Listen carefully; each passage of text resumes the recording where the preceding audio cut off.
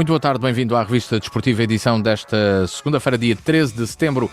É a primeira edição da nova época 2021-2022. Primeiro programa da Revista Desportiva depois das férias e na semana em que voltaram as competições oficiais com as equipas de Évora. Isto fruto também do facto do Juventude não ter disputado a primeira jornada do Campeonato de Portugal devido a um surto de Covid-19, mas então, para todos os efeitos, esta é a semana em que oficialmente começaram as provas com as equipas de Évora, tanto nos campeonatos nacionais, provas nacionais, como nos distritais. Taça de Portugal, Taça de Inês Vital e também um jogo em atraso do Campeonato de Portugal estão em destaque no programa de hoje. Boa tarde, Joaquim Saloio, bem-vindo a este programa que marca o regresso da temporada para a época 2021-2022. Olá, então boa tarde, sejam todos bem-vindos. Cá temos nós para dar o pontapé de saída nesta época 21-22 e esperamos nós que seja bem melhor do que foi a época passada, se bem que a época passada desportivamente não foi das piores, mas houve outros fatores que nos privaram de ser uma época como nós todos gostaríamos que fosse. Bom, mas essa já lá vai e agora é arregaçarmos as mangas e irmos em frente porque o 21-22 já começou e foi logo ontem. Ora, começamos pela Taça de Portugal, onde Lusitano e Juventude foram eliminados da competição. Era a notícia que, obviamente, não se gostaria de dar, mas as duas equipas de Évora, desta vez, caíram logo à primeira. Podemos dizer que o sorteio foi um sorteio já madrasto, assim podemos dizer, porque colocava em frente ao Juventude uma equipa do Olhanense, uma das mais poderosas habitualmente nos campeonatos nacionais, e o Lusitano recebia em Évora uma equipa da Liga 3 e quase desconhecida. Joaquim Saloio, o Juventude perdeu em Olhão por 1-0, mas aqui em Évora acompanhaste o Lusitano de Évora Oriental Dragon. Começamos por esta partida, até porque tiveste a oportunidade de assistir. O resultado não foi muito desequilibrado quando estão frente a frente equipas, uma do Distrital, outra do terceiro principal campeonato português, mas não foi suficiente para o Lusitano poder passar a eliminatória. Ora bem, não dizia que seria ali o Golias, mas eu digo que são duas equipas diferentes uma da outra. Primeiro porque a equipa do Dragon Oriental eu não chamei uma equipa, porque é bons jogadores, talvez uma seleção de jogadores da segunda divisão e que veio jogar a Évora com o Lusitano, que ainda não tinha feito praticamente jogo nenhum, ou não tinha feito mesmo jogo nenhum oficial. A equipa do Dragon, Oriental Dragon, já tinha feito 3 jogos, não tinha ganho nenhum, é um facto, tinha perdido 2 e tinha empatado 1, mas veio aqui a Évora para passar na eliminatória.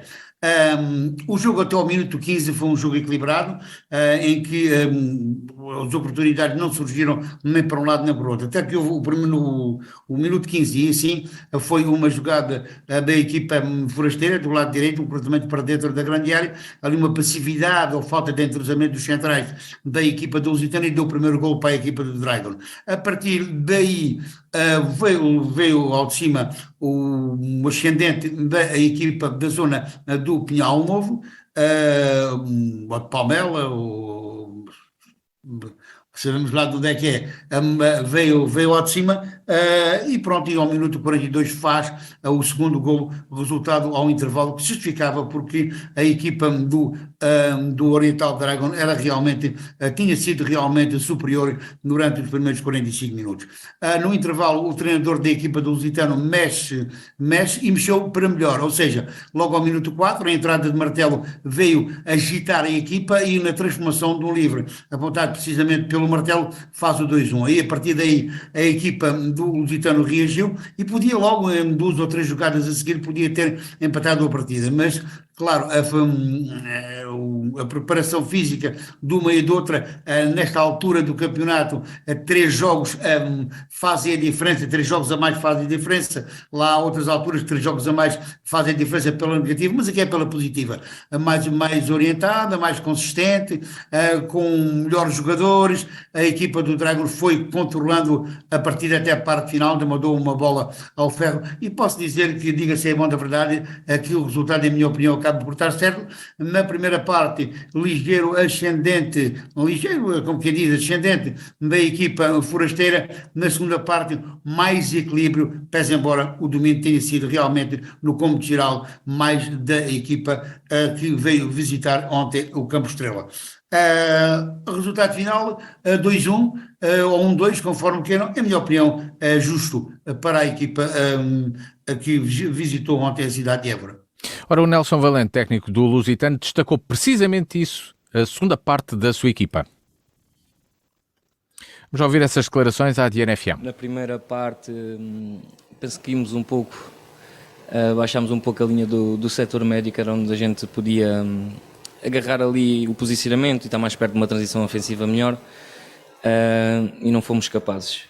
Longe da pressão, com dificuldades a pressionar quem construía deles, e depois no momento de ganho da bola, com a ansiedade de não perder ou de proporcionar ao adversário uma jogada de ataque, decidíamos muitas vezes precipitado e não era o momento, mas tudo bem. Na segunda parte depois corrigimos, acho que melhoramos e terminamos o jogo a disputá-lo, não é?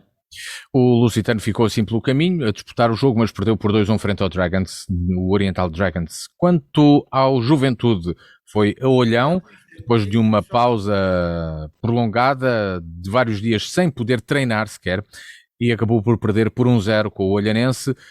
O Juventude esteve perto de poder continuar em prova, mas o certo é que não conseguiu marcar no Algarve. Joaquim Sola, que análise faz este resultado dos azuis e brancos, que têm pela frente uma tarefa diferente porque estão no Campeonato de Portugal? Bem, perderem nunca é bom, é sempre negativo, mas não há vitórias morais. Mas há uma coisa que eu tive a oportunidade de até pelo ouvir o ato feito pelo Luís Mosca. Numa primeira parte aqui a equipa do Olhanense, pareceu-me que a equipa do Olhanense teve maior ascendente sobre a equipa do Juventude, e contrariamente talvez ou inesperadamente, na segunda parte o Juventude, como tu disseste bem, com poucos treinos, com grandes problemas de formar a equipa, veio na segunda parte, equilibrou a partida e até podia inclusive ter empatado a partida. Enfim, foi uma derrota, é pena, porque quer queiramos, quer não, mas as inspirações destas equipas, destes escalões, são aquilo que são, mas pelo menos é mais uma jornada, mais cada eliminatória que entra, se calhar é mais algum que vem para os cofres, pelo menos valha-nos isso, e isso ontem não aconteceu. Este ano a Taça de Portugal não foi nada amiga dos clubes de Évora. Mas enfim, esperamos por outras Taças de Portugal e essas certamente virão e serão melhores, com certeza. Pedro Rossiano, técnico do Juventude, queixou-se da pouca preparação da sua equipa precisamente devido a esse surto de Covid-19 que afetou o plantel. 2 treinos antes do jogo, derivado daquilo que nós sabemos dos problemas que tivemos, e depois uma grande equipa. O Olhanense é uma boa equipa, temos que saber que é um dos candidatos à subida, estudou-nos muito bem e exploraram muito bem essa nossa lacuna que tivemos principalmente nos primeiros 20 minutos. Encostaram muito o Xavi ao Xinga, impossibilitando ele conseguir se posicionar um bocadinho mais à frente. E depois um erro nosso, porque foi uma saída de bola nossa que perdemos a bola em zonas de construção, demos o golo ao adversário. Pedro Rossiano, técnico do Juventude, em declarações à DNFM depois da derrota de ontem frente ao Olhanense. Lusitano e Juventude ficaram pelo caminho, mas Joaquim Saloio, esta primeira eliminatória da Taça de Portugal, fez uma razia completa em todas as equipas do Alentejo, porque o Elvas perdeu com o Sacavenense, o Elétrico foi goleado pelo Alverca, o Penedo Gordo perdeu com o Ferreiras, o Vasta Gama da Vidigueira perdeu com o Imortal. E hoje estamos a gravar o programa antes de ter o resultado do jogo entre o Arronches e Benfica com o Vasta Gama de Ponta Delgada. Portanto, não podemos dizer se o Arronches continua ou não tem, no momento em que gravamos o programa, ainda não sabemos, porque ainda não se realizou essa partida. E, portanto, não há qualquer informação. O certo é que, para já, é uma razia completa nas equipas do Alentejo nesta prova rainha do futebol nacional. A verdade é que as equipas alentejanas costumam, pelo menos, nem todas, é sempre, mas costumam pelo menos passar na primeira eliminatória algumas. Este ano isto assim não aconteceu.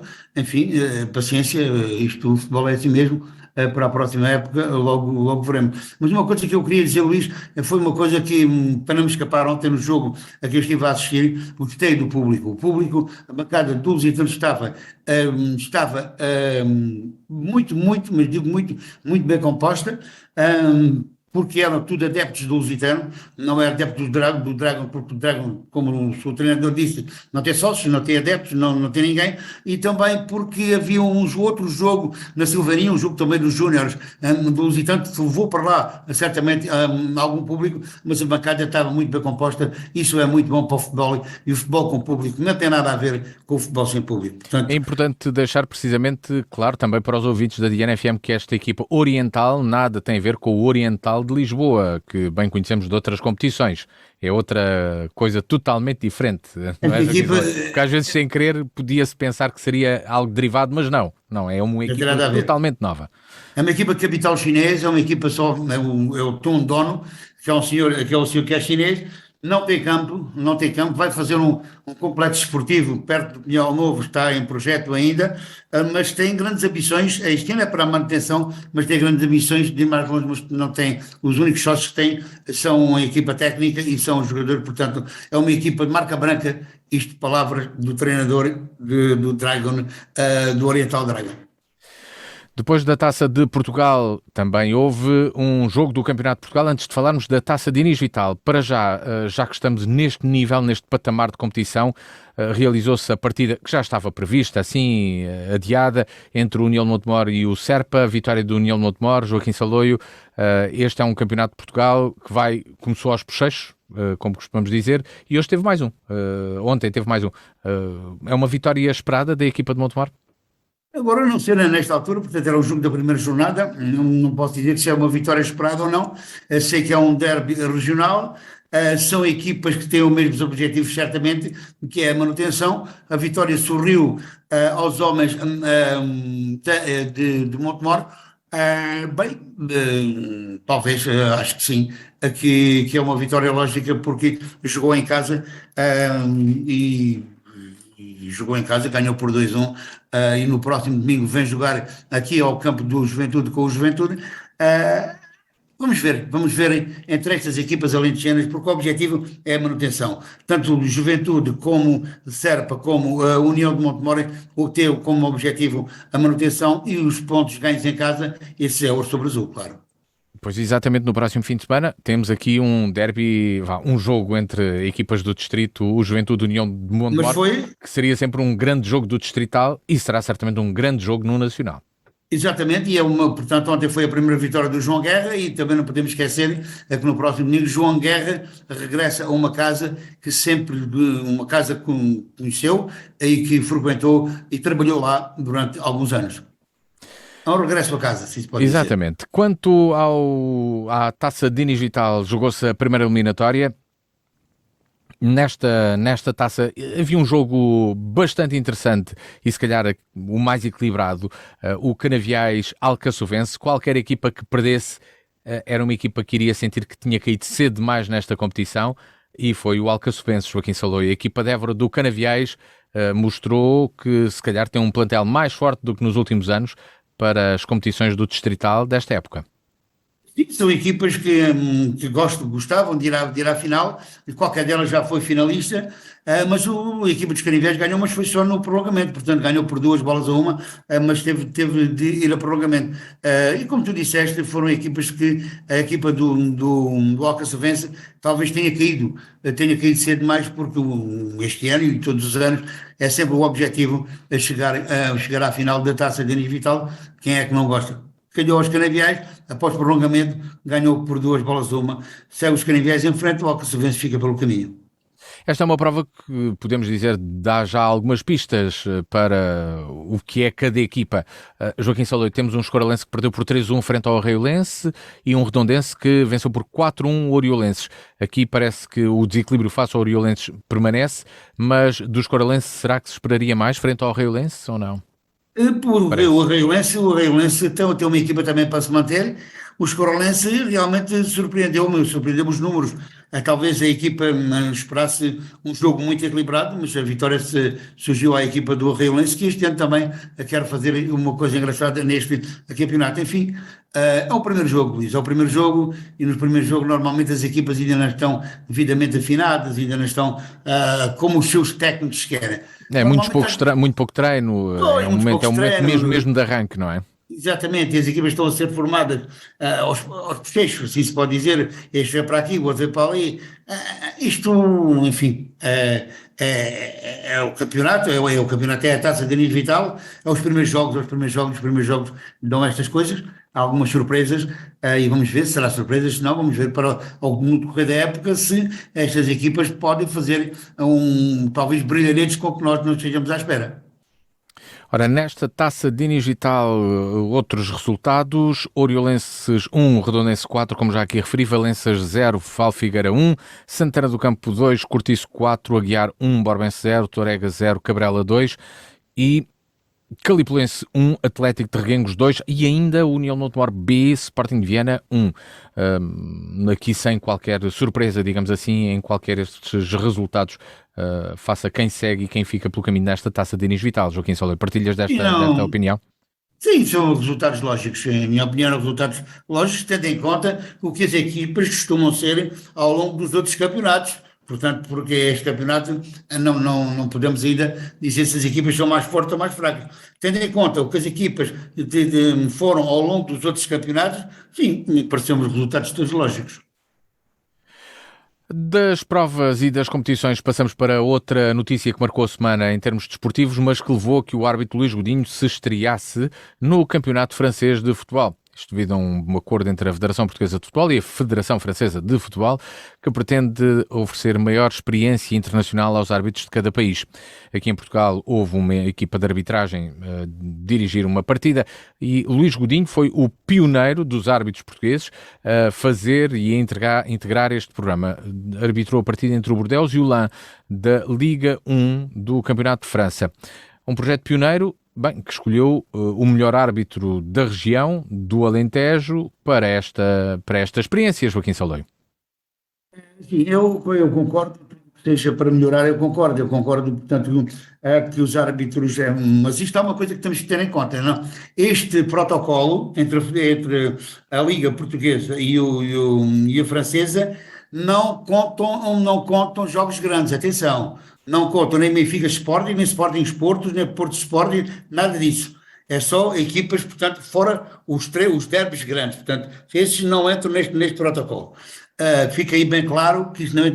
Agora, isto para os árbitros individualmente é bom, não tenho dúvida nenhuma, foi mais uma experiência do Luís Godinho, também foi mais uma experiência do francês, tem 28 anos, o Luís Godinho tem 35, portanto, é mais uma experiência. Mas é uma coisa muito importante, é custos. Isto tem custos. E eu digo uma coisa, as palavras são minhas, eu ouvi um árbitro estar a falar isto e concordo plenamente com ele. Este dinheiro talvez não seria melhor aproveitado na formação de árbitros.